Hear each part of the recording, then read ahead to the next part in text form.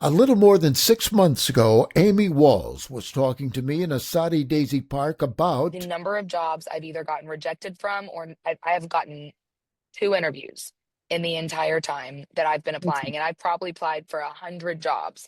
And I kind of just finally stepped back because one of those interviews that I got was my Chick-fil-A job.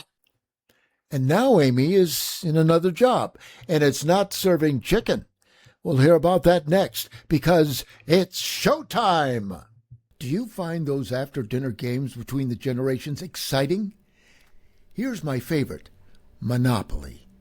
Monopoly on the Truth.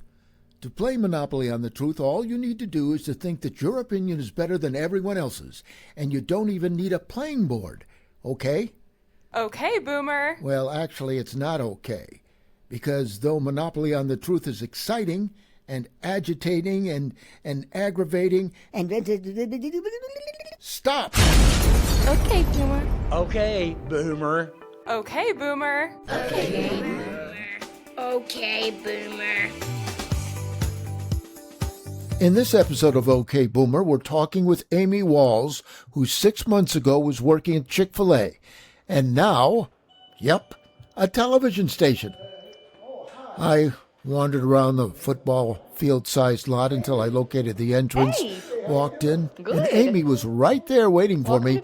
And so were several life-sized PBS personalities. They were all photos. I almost introduced myself to one of them.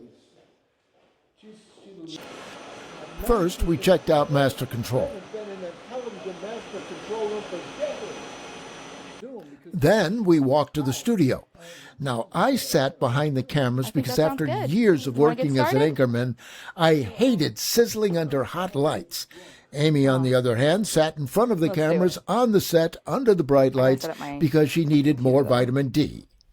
Well, Amy, it's nice seeing you again. It's nice to see you in the spotlight, and I'm where it's not so bright. Nah, that works. In front of the camera, behind the camera. Yeah. Now, what I don't quite grasp is you had several different jobs, and then something happened, and now you're working at a television station. I sure am. Yeah. The last time we talked, I was working a lot of odd jobs. I had left teaching, and I was working primarily at Chick-fil-A, doing some door dashing, tutoring, things like that. And this position at PBS opened up. I'm the coordinator of educational services. And so this position opened up, and I started here in December of last year. So I've been here right at 6 months, and I'm loving it. I get to do a lot of work with the community, with families and educators and children, taking PBS resources and promoting literacy and station initiatives and things like that. And it's a lot of fun. It looks like it. You know, it's interesting that you've got a master's degree in education. You have experience teaching. How many years experience do you have? 9.5, technically. 9.5 years. Okay, round it up to 10. And you're no longer at a chalkboard, but you're here doing things remotely. You know, you're putting together programs, and you told me it was mainly for children. Mostly, but not all. So I do a lot of work with children, going to other community partners organizations or their events, we're doing preschool story time at the library, things like that. I also work with PBS Learning Media, which is a collection of resources that PBS has put together, different stations put together resources, videos primarily with teaching resources. So I work on the curriculum for those. We're right now working on one regarding the American Revolution and the Cherokee people during that time. And so I'm working on writing all the curriculum that goes along with that so teachers have access to that. It's free, and all these resources are phenomenal. It sounds like it. Absolutely. And PBS is that we're proud to still be, after all these years, that trusted media source. You're going to have to edit this. I forgot what I was saying. For $35, I'll be very happy to edit it for you. You forgot what you were saying. I know, You work for PBS and you forgot. Oh yeah, there's always something going on. My brain can't stay focused. Wait a minute. What did you forget? No, I forgot. Okay, that's a boomer moment. What's my excuse? You're a millennial. Well, anyway, Let's just move on. yeah, let's move on. Anyway. we Oh, love you mean PBS you kids. mean stay in the program? All right. Now, what were we going to talk about? We were talking about educational.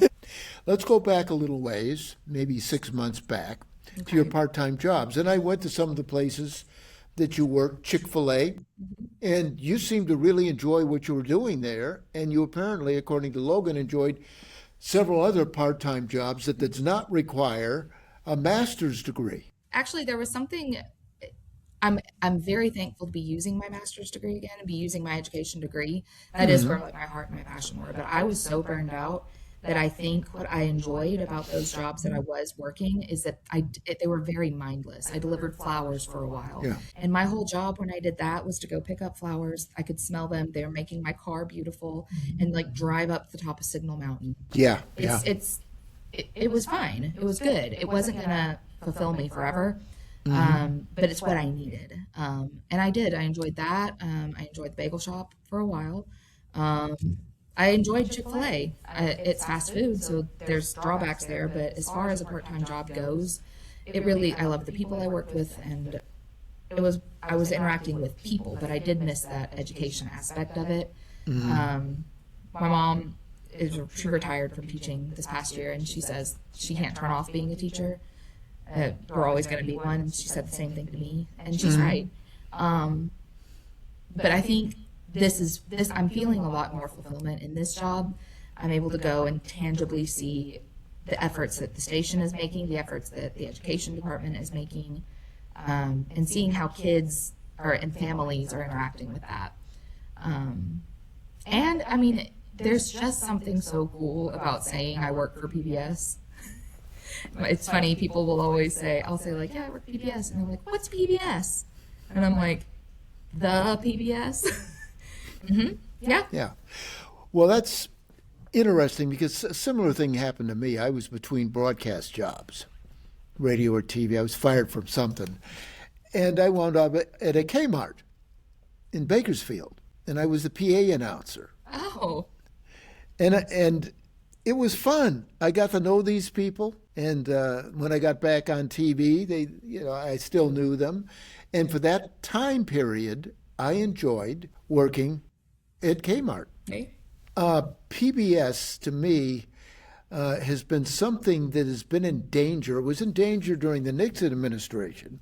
For the first time I saw in about 1972, 73, you had some of our professors at Southern Illinois University. And these people had come from New York and Chicago. Okay. They were good.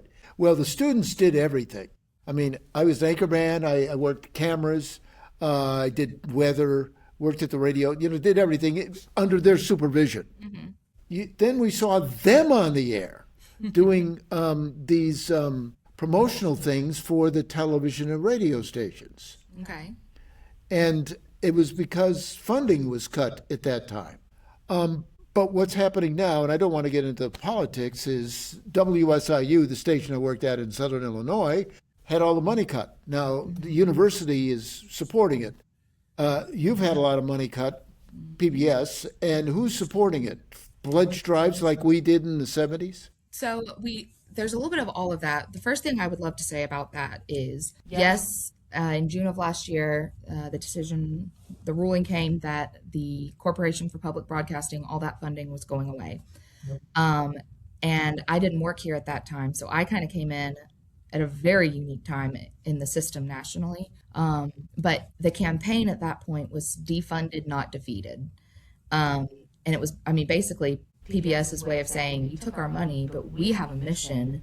We are creating things that really benefit people, and our people are going to come through. And at the end of a program, on PBS, it'll always say, this was made in part thanks to viewers like you. And that's genuinely what it is. In our local community, we've had some very, very, very generous support from so many donors, big, small. We've had it all, and we are in a position to do some really successful things this year. We are not operating with really a lower budget. The money has come from different places, but we're still able to create the programming that our community enjoys. We're able to, use all of our resources to promote educational efforts. Our development team and membership, they do a wonderful job of sharing our mission. And we're a small station. I think we have 12 full-time employees right now. And so we all kind of wear a lot of hats, but I'm so proud coming in a time where, we didn't know what was going to happen with PBS. And you would think that coming into a system like that would be chaos, but everybody kind of rallied together. And it's, the last 6 months have been fantastic, not just for, us at WTCI and me personally, but for PBS as a whole.